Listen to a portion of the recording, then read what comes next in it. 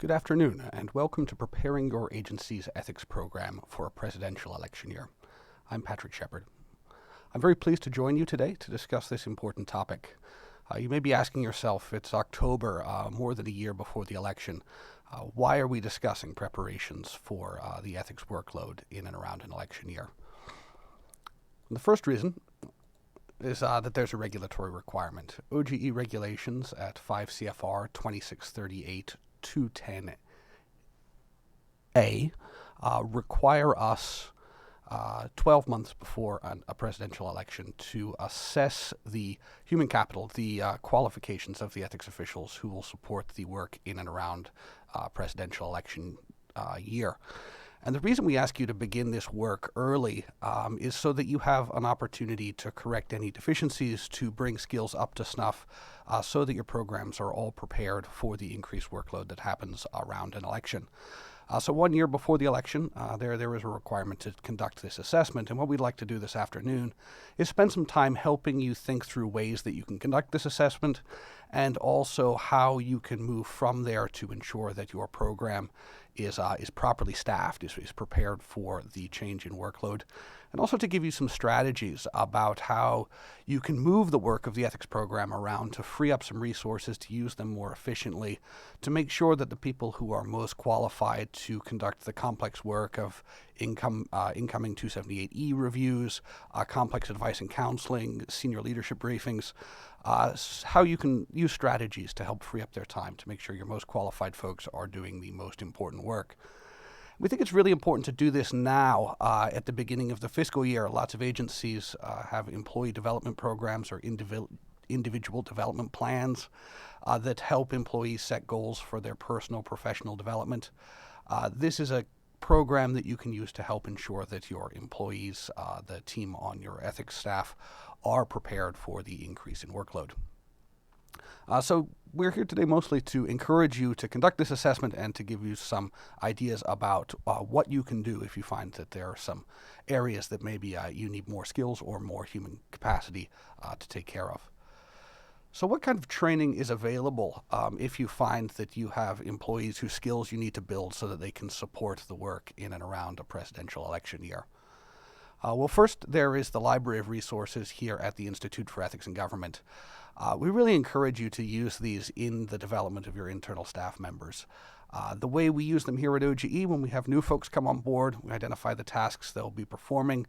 We set them up with a playlist of supports, kind of a collection of classes that they can work through on their own pace.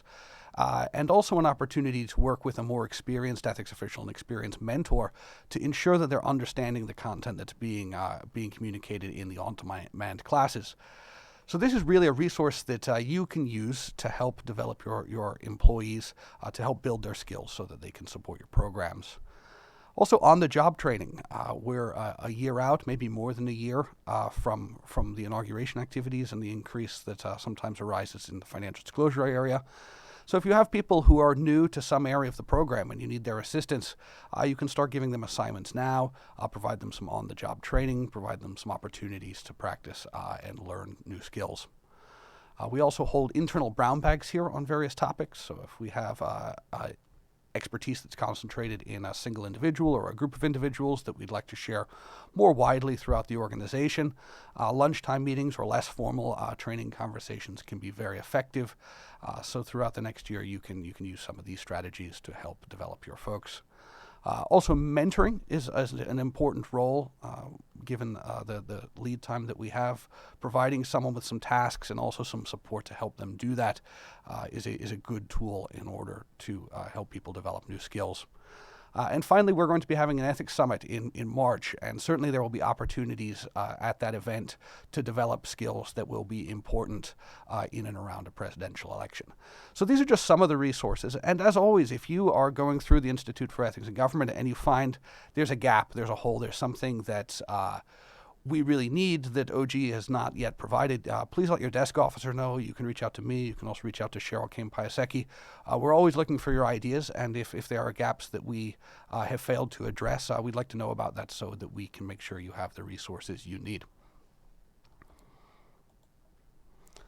So this isn't just a matter of training exercises, making sure that people have the skills they need, but also an opportunity for us to think about how we're going to manage the workload pre and post election.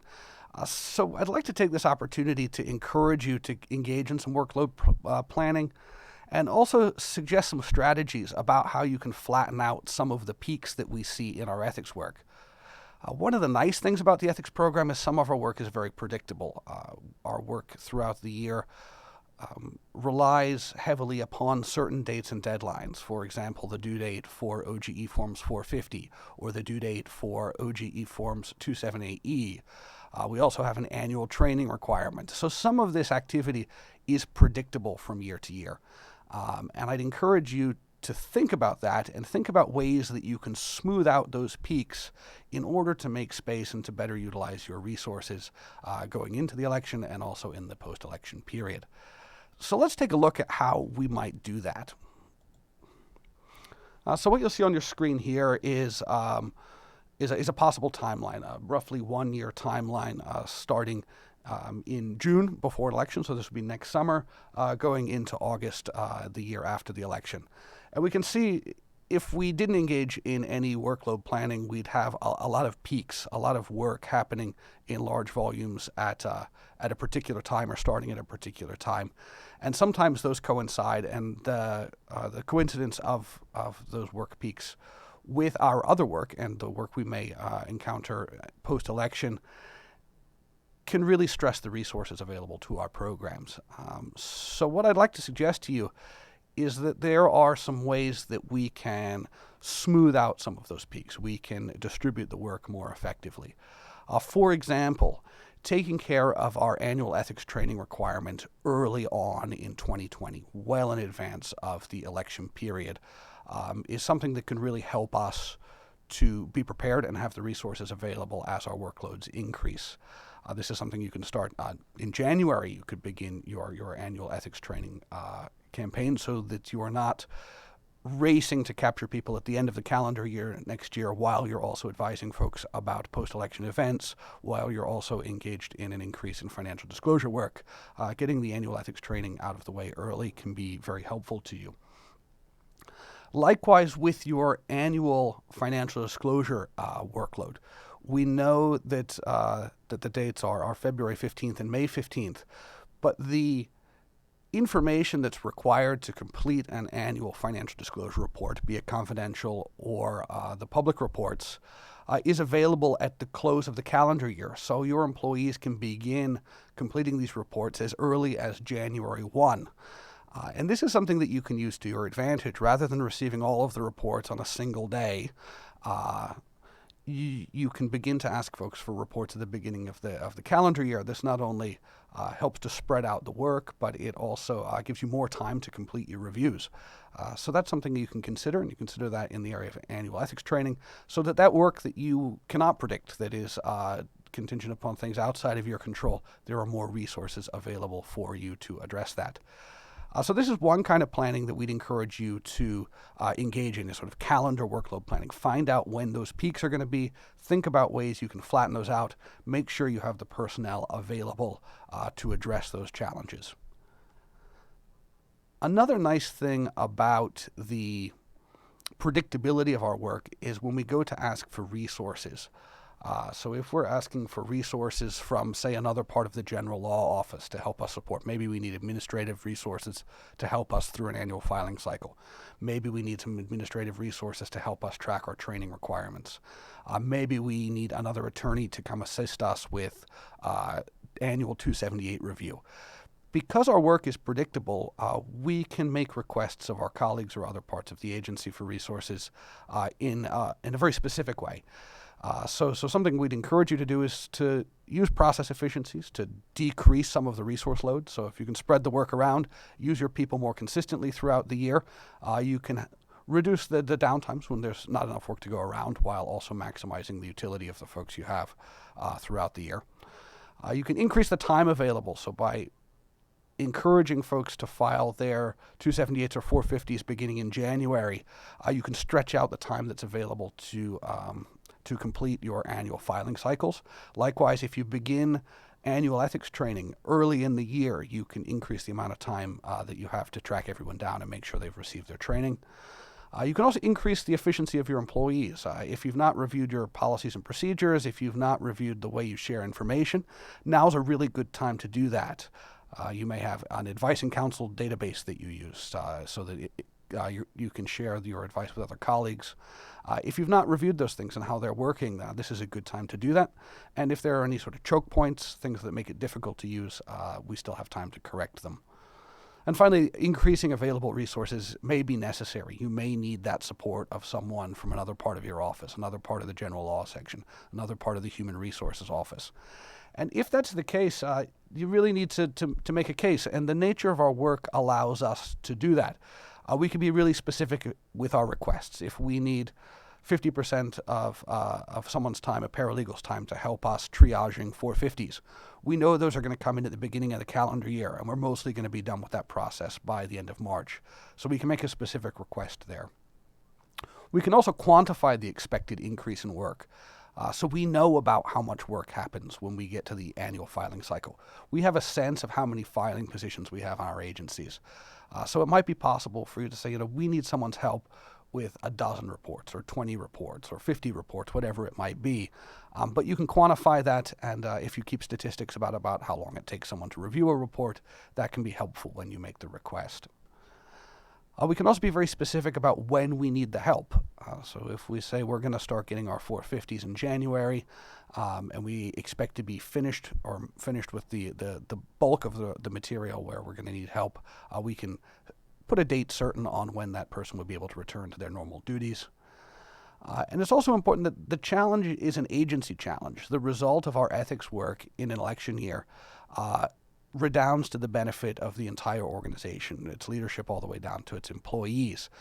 So our work isn't just for our benefit. We don't do the ethics work just for the benefit of the ethics office, but we really do it to make sure that our colleagues throughout our organizations are able to serve in their capacities as freely as possible and be protected from the possibility of ethics challenges. So really the beneficiaries of our work are not just the ethics office, but all of the employees in our agencies. So together, this may give you some strategies to start thinking about, when are you going to need additional resources and some ways to think about asking for them. So how can we smooth out our annual financial disclosure program to make sure we have resources available for the post-election period? One, we can better train our annual filers. We have people who are filing these reports year after year. If you know that there are common items that people will miss, they misreport, they don't break out their 401ks, they fail to break out their IRAs, they don't give us the whole name of mutual funds, whatever the common errors are, communicating to those filers at the time you request their filings may assist you in reducing the amount of back and forth and make your review process more efficient. You might also be able to train reviewers to resolve common issues before reports go to a certifying official. So if you have more junior staff who are assisting in the review of reports, and commonly things slip through, come to a certifying official, and then you have a back and forth required with the filer and the intermediate reviewer. Better training your intermediate reviewers, your newer reviewers, can help you reduce some of that challenge. We mentioned this before, but requesting reports as soon as possible after January 1st can really smooth out that work and increase the amount of time you have to do it, and also make you better able to absorb the spikes in workload that may be beyond your control. And finally, you can sort the reports into complex reports and less complex reports to make best use of your reviewers. I think one of the best strategies we have is to use our most experienced, most qualified people to only do the work that requires their unique set of skills. If you can have someone with less developed skills take care of the more routine work, the work that doesn't require a huge amount of expertise, we can make the best use of our most qualified folks. So, consider doing this. This is something we do here at OGE. We don't bring people in who are brand new reviewers and hand them 500-page reports.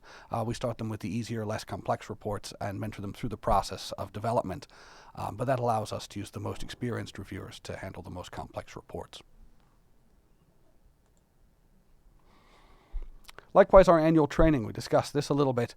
You could start your training as early in the year as you want. I know that training often in agencies gets pushed towards the end of the year because we are really focused on our annual financial disclosure during the winter and spring months. But knowing that a big spike in workload is coming can help us. We can help ourselves by beginning the training campaign as early in the year as possible. And we can also think strategically about what method. If we're deciding between interactive training and in-person training, we can use a risk-based decision-making process to make sure that the people who really need it are getting the in-person training, but that our resources aren't being taxed by training people in person who maybe don't need that intensity or maybe don't need that intensity this year. So we may be able to maximize the use of our resources there as well. Advice and counsel. This is something we don't usually think about. This doesn't sort of front of mind until it actually happens during an election year. But there is an increase in requests for advice, both maybe from new folks, but also leading up to an election. If you're like a lot of agencies, even though the Hatch Act and the political activity isn't under OG's purview, it's under the purview of the Office of Special Counsel. Oftentimes it's the same individuals who are providing advice on those rules as the ethics rules. So that's a resource question to think about. Also, in the period after an election, we often have various events, inaugural balls, things like that, and that requires ethics officials to think through various invitations to those events. So there will be an increase in advice and counsel activity, and we want to make sure that our programs are prepared. So we can do that by maximizing our resources through training. If there's some routine advice and counsel work that can be handled by more junior employees, we need to get them trained up to make sure they're prepared for that. Again, we can triage requests so that we leverage our most experienced folks for our most complex challenges. We can review our processes to find efficiencies. So if you use a database system, if you share advice between employees so that you can reuse opinions, you can consult with opinions that have been issued, make sure those processes are working properly. We can leverage colleagues in other parts of general law or other parts of whatever organization you happen to work in. So if you need to share the Hatch Act counseling load, that's something to think about if it's necessary. And also to anticipate periods of high volume and staff them appropriately. So make sure you have the people you need in the chairs ready to handle the questions when they come in. So again, sort of timeline planning. So what does this really look like? What should we be doing right now? And this is kind of what I would recommend you consider, is to look at your program work, look at your election work, and start thinking through who's going to do what. Who's going to be responsible for which of these pieces, and see if you have the personnel available who you need. And then the next step of that process is to identify who's going to need more training to be able to perform in the roles that they'll be required to fulfill, and to start that training process now. So here we have an example of how you might do that. You say, our 450 team, these are the 3 or 4 folks who are going to be handling 450s next year and the year after, and 2 of them need to be brought up to speed training-wise. So you can start that process now, either through a formal process like an individual development plan, or just through a training process within your organization. So this is where we want to start. Again, this is the beginning of the process at OGE. We're going to continue to support you as we approach the election. We're going to have a summit, which is going to allow us to get together. If there are things you need, opportunities that OGE could provide to you, please do let us know, because we want to make sure that you're prepared for the workload, that you have the tools you need to make sure that your team members are up to speed. So if there are things you're missing, please let us know. And to start the process now, really think this through. Make sure that you have the right people taking advantage of the opportunities between now and the election. So thank you for joining us. We hope you start preparing now. We look forward to seeing you at the summit if you're able to join us. And we will join you shortly for another broadcast. So thanks for joining us. I'm Patrick Shepard.